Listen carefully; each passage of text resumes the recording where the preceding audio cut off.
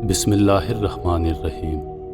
السلام علیکم ناظرین، میں ہوں روہیل خان اور آپ دیکھ رہے ہیں روہیل وائس چینل۔ محترم عزیز دوستو، ایران کے گاؤں میں دو بھائی رہتے تھے۔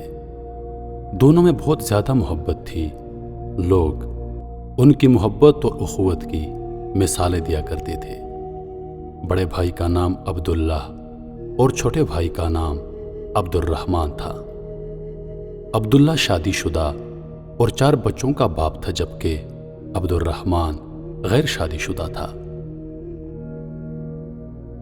دونوں بھائی برتن سازی کا کام کرتے اور اپنے کام میں بہت ماہر تھے۔ وہ سال میں 2 مرتبہ اپنے تیار کردہ برتنوں کو بیچنے کے لیے شہر جاتے اور واپسی پر اپنی ضروریات زندگی کی چیزیں خرید لاتے۔ اس کاروبار سے انہیں معقول آمدنی حاصل ہوتی تھی۔ حسب معمول دونوں بھائی برتن لے کر شہر کی طرف روانہ ہوئے۔ یہ کئی دنوں کا سفر تھا۔ ابھی وہ شہر سے 1 دن کے فاصلے پر تھے کہ دوپہر کا وقت ہو گیا۔ انہوں نے ایک سائیدار درخت کے نیچے گدھوں سے سامان اتارا، ان کے آگے دانہ ڈالا اور خود وضو کر کے نماز ظہر ادا کی اور کھانا کھانے لگے۔ کھانے سے فارغ ہوئے تھے کہ ان ایک شخص کے چلنے کی آواز سنائی دی۔ انہوں نے دیکھا کہ گرد و غبار میں اٹا ہوا ایک شخص ان کی جانب آ رہا تھا۔ اس شخص نے قریب آ کر کہا، اے دوستو، کیا تمہیں کسی ہم سفر کی ضرورت ہے؟ بڑے بھائی نے جواب دیا، کیوں نہیں، ہم سفر کی وجہ سے سفر آسان ہو جاتا ہے۔ اجنبی ان کے پاس بیٹھ گیا اور اپنے میٹھے لہجے سے دونوں بھائیوں کو اپنا گرویدہ بنا لیا۔ کچھ دیر آرام کے بعد سفر دوبارہ شروع ہو گیا۔ دوران سفر اجنبی نے بڑے بھائی کو اکیلے پا کر اس سے حال احوال دریافت کیا اور باتوں باتوں میں پوچھا کہ سامان بیچنے کے بعد کیا تم دونوں بھائی برابر تقسیم کرتے ہو؟ جواب میں بڑے بھائی نے کہا کہ ہاں، ہم ایسا ہی کرتے ہیں۔ اجنبی نے کہا، دیکھو میاں، تم بال بچوں والے ہو، تمہارا حق زیادہ بنتا ہے اور محنت میں بھی تم زیادہ شامل ہو۔ چھوٹا تو اکیلا ہے، کیا تم نے کبھی اس پہلو سے سوچا ہے؟ اس طرح اجنبی نے بڑے بھائی کے دل میں وسوسہ پیدا کر دیا۔ اس نے دل میں عہد کر لیا کہ اس دفعہ وہ زیادہ حصہ لے گا۔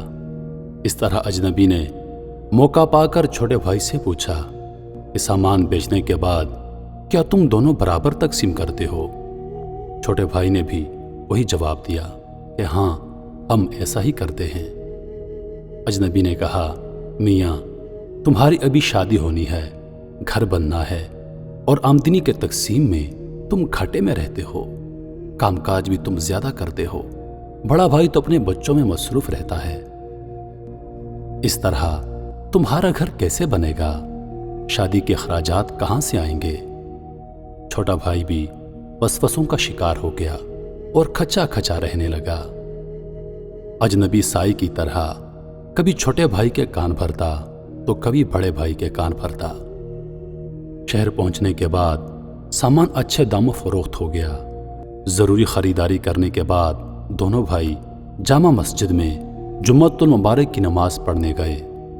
امام صاحب نے خطبے کے دوران سورۃ الناس کی تشریح فرمائی کہ شیطان کس طرح انسانی ذہنوں میں وسوسے پیدا کرتا ہے، اور فرمایا کہ اگر کوئی بھی آپ سے کوئی ایسی بات کرے جس سے آپس میں پھوٹ پڑے، بے اتفاقی پیدا ہو یا حرص جاگ اٹھے، تو آپ لوگ فوراً لا حول ولا قوت الا باللہ العلی العظیم پڑھیں۔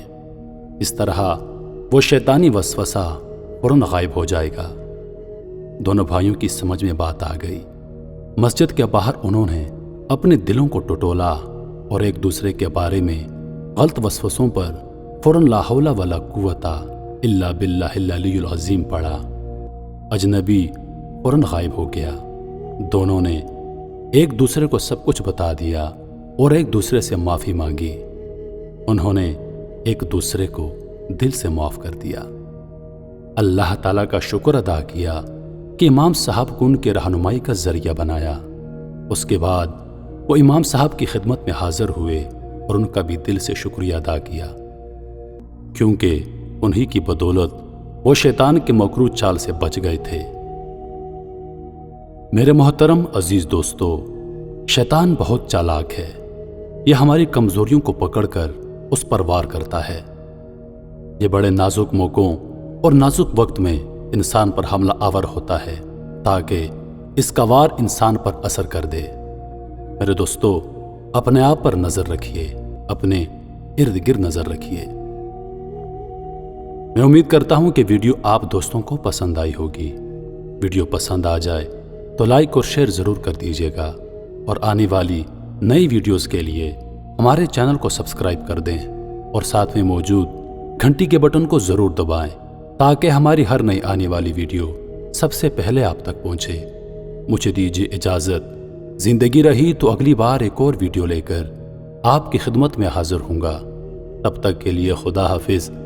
اللہ پاک آپ سب کا حافظ و نگہبان۔ ہنستے رہیے اور ہمیشہ مسکراتے رہیے۔